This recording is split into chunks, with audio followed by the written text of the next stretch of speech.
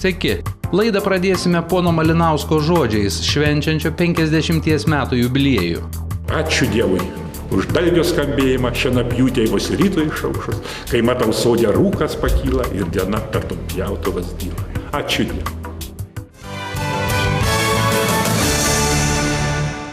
Paroda susiformavo jungiant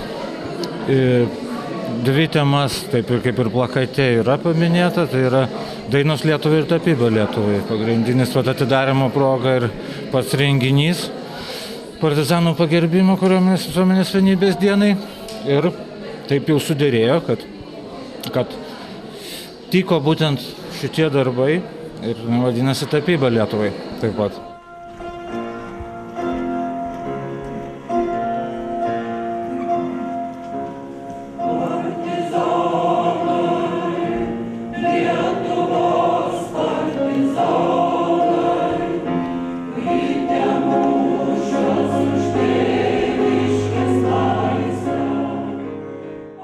Mes prieš tą parodą daug važinėjom, pasižiūrėjom, kad, sakykime, Radviliškis turi tokį, čia yra ir bermontininkams pastatytas paminklas, nes buvo čia suplakti, reiškia, tose lygumose, kada buvo reikalas.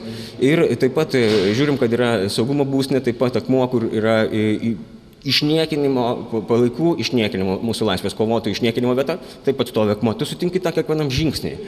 Toksai Lietuvos vidurys, Lietuvos centras, reiškia, kuris dažnai būna, tiesiog dėl to, kad jis centras, dėl to, kad jis vidurys, dėl to, kad jisai per arti, jisai yra dėl to nematomas.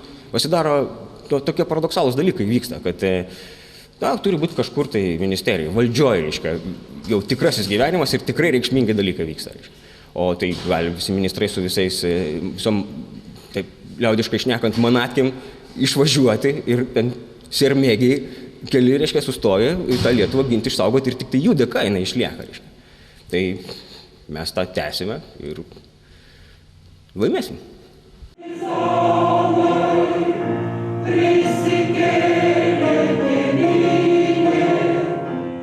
Tai jau yra tradicinis renginys, 4. mūsų istorijoje. Šiemet jisai visiškai pasikeitęs yra iš esmės ir pakeitęs pavadinimą ir prasiplėtęs netgi daugiau. Anksčiau mes vadinome Skambėkit daina tremtinių, bet kadangi šitas choras yra ir kartu politinių kalinių, ir kartu tremtinių, bet vis tik tais, kadangi šita diena yra daugiau partizanams pagerbti, mes tą intenciją pakeitėme pavadinimą, apibendrinome ir dabar nuo šiol šitas mūsų renginys, kuris, manau, tikrai bus tradicinis ir toliau, tai vadinsis Dainos Lietuvai.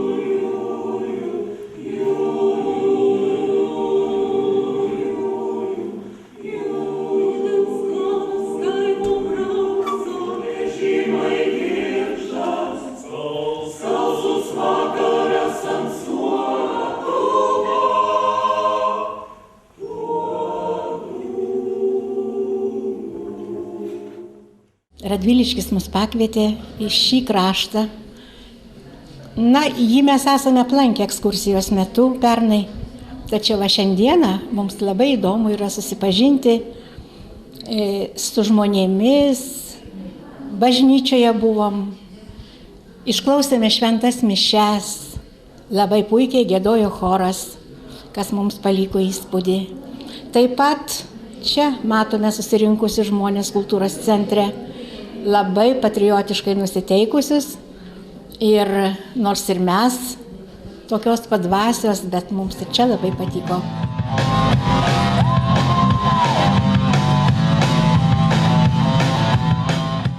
Muzika gatvėje. Gatvės muzikos diena. Muzikanto autoriteto iniciatyva įkvėpė jaunuosius ir senuosius.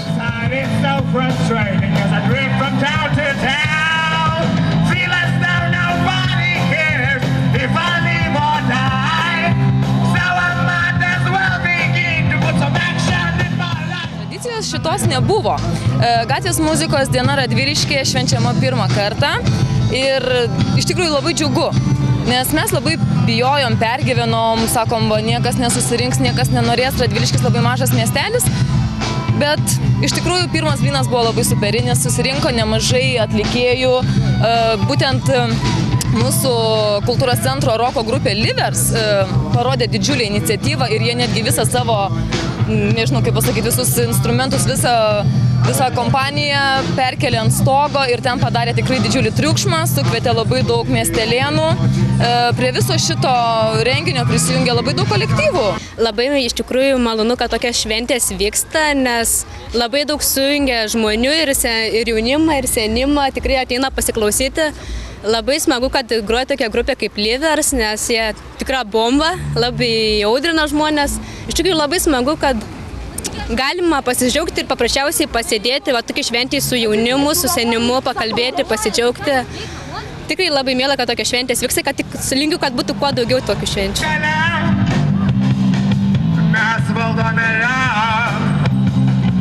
ateities savininkai, mes užtaisyti ginklai, lyg bomba sukrėsim tave, visą bombą sugriaus, kai mūsų ginklai iššaus.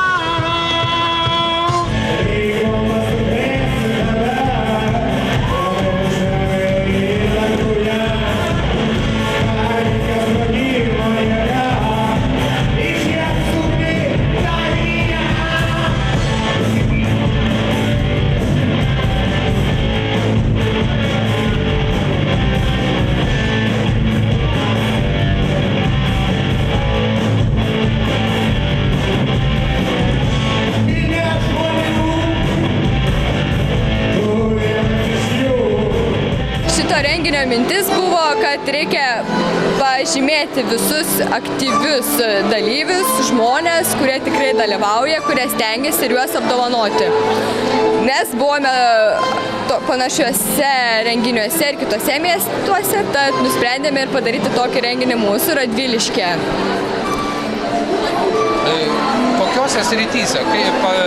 Iš kur bus vertinama? Pagal ką? Visas vertinimas buvo pagal atsiųstas anketas, kiek buvo pasiekimų per 11 ir 12 metus. Kokiose srityse? Buvo vertinama sritis buvo metų žiniukas, sportininkas, metų visuomenininkas, mokytojas, autoritetas, metų kolektyvas buvo. Ir dabar kas vertina? Kokiais kriterijais?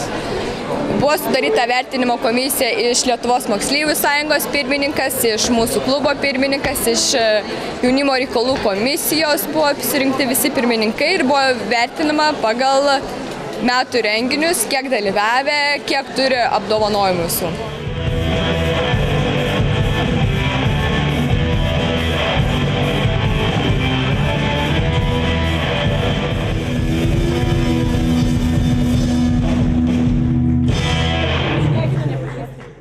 Na, iš tikrųjų labai geras renginys, tikrai nesitikėjau, kai perskaičiau bombos apdovanojimams, nuostatus bombos apdovanojimų, kilo mintis, kad tos merginos, kurios atiduoda savo sekmadienis chorui, kurios eina į bažnyčią, kurios tikrai garsina kraštą, turėtų būti vertos iš tikrųjų šito apdovanojimo. Labai džiaugiuosi, kad vis dėlto mūsų choras toks nuostabus ir mes sugebėjome tai padaryti ir atstovaujam savo gimtąjį miestą Radviliškį. Sakyk dabar, nenoriu užduoti tokių labai paprastų klausimų, banalių, bet laiką tu skiri, kam dar? Po mokyklos chorai, taip? Taip. Ar dar kur nors lieka tau laiką? Žinoma, lieka, bet aišku, yra didelis malonumas įti į chorą. Kartu su tokia nuostabia vadovė. Vaikai. Kas pasakys, kad mada nėra žmogaus išlaisvinimas? Tiek kūrėjui, tiek demonstruojančiam kolekciją. Tai geras pojūtis. Ką, revoliucingą dvasią radviliškiečiai turi ir kūrybiškumo per akis.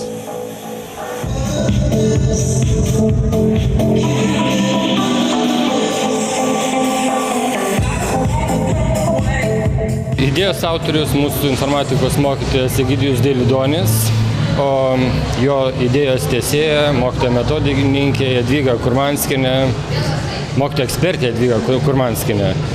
Šiaip mokykla vykdo kryptingo meninio ugdymo programą ir tokie renginiai, analogiški renginiai yra labai būdingi mūsų mokyklai. vyksta tradiciškai, tai ne vienas ir šiandien labai smagu, kad mūsų mokykloje demonstruojama 30 kolekcijų iš įvairių Lietuvos kampelių. Aš norėčiau šiandien akcentuoti į šito avangardinio pasirodymo pavadinimą Aš kitoks.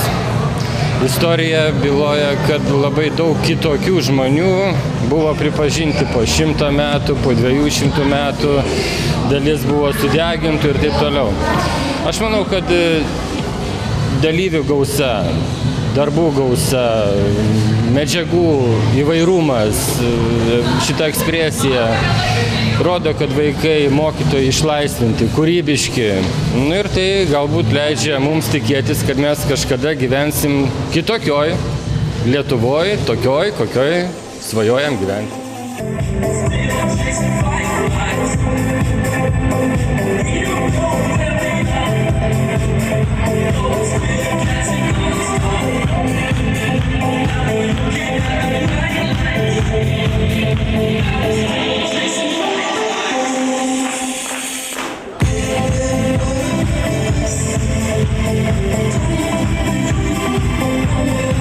Pati idėja kurti tautinę lietuvišką kolekciją gimė mūsų vadovai Tatjanai Zaksienei.